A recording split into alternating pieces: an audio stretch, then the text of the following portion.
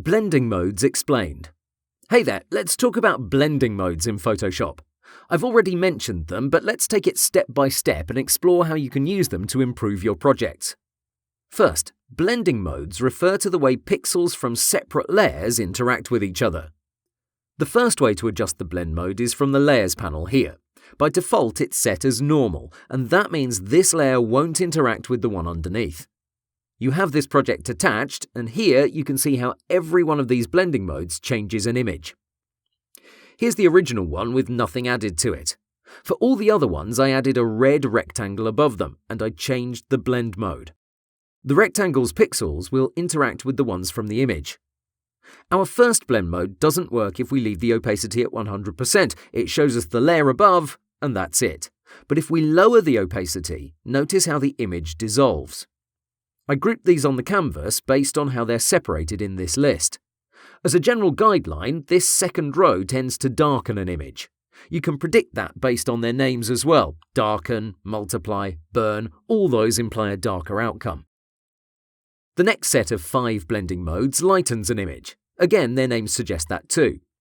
The rest can't be grouped in a certain way.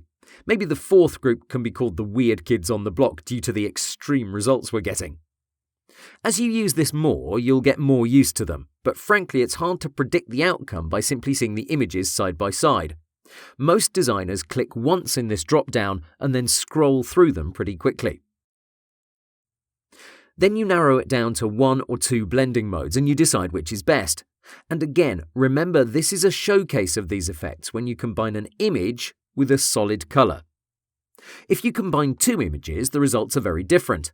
This group will still provide a darker effect, and these ones will lighten things up, but overall it's hard to predict the outcome. And to make things even more complicated, by adjusting the opacity, you add yet another variable into the mix. It's truly something that requires experimentation. The same can be said about layer styles. I mentioned these 3 don't work well with each other on their default setting, but let me show you how I played around with them. Here I already have these 3 preset. They're temporarily disabled, which is why these eyes are greyed out.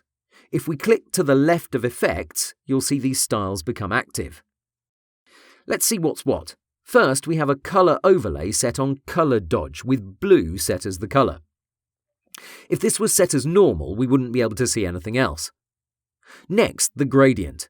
This one is set to multiply with a radical colour set from red to green. Finally, we have a pattern overlay with colour burn and diagonal lines going across the entire image. The outcome is very interesting and it took me only a few moments of experimentation. So remember that blending modes are powerful, even though they're hard to predict, they're still worth it. Let's continue.